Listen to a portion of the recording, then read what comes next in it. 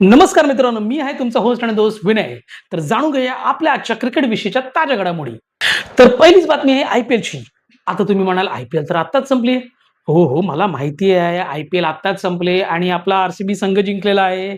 पण आय-पी-एल तर दरवर्षी होते आणि दरवर्षी जिंकण्याकरता ज्या काही गोष्टी लागतात, त्याची तयारी तर आत्तापासूनच करावी लागेल ना. आणि त्याचीच तयारी करायला सुरुवात केलेली आहे सर्व संघांनी आणि त्यामध्ये पहिलीच बाजी मारलेली आहे दिल्ली कॅपिटल्सच्या संघाने.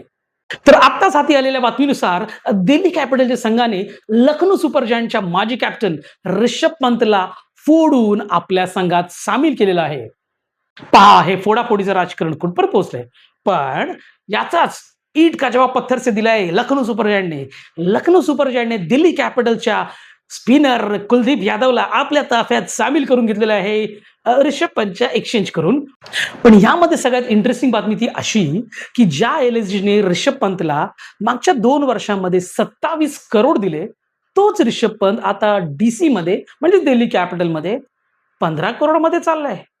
पडद्यामागं नक्की काय शिजलंय?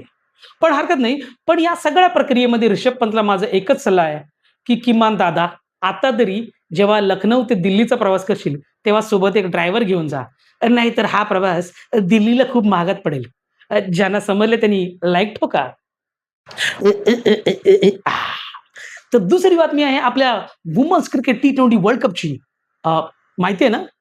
इंग्लंडमध्ये होतंय. वुमन्स टी-20 क्रिकेट वर्ल्ड कप. नाही माहिती?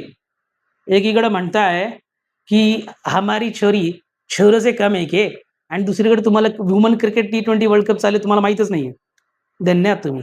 तर हरकत नाही. मी आहे. मी तुम्हाला माहिती देतोय. तर आपल्या वुमन्स टीमने सलग 2 सामने जिंकत पॉइंट्स टेबलमध्ये प्रथम स्थान पटकावलेलं आहे. टाळ्या! त्यामध्ये ते 2 सामने जे होते ना, त्यात पहिला सामना होता तेच एक ती आहे ना चिरकुट टीम पाकिस्तान. हां, तीच.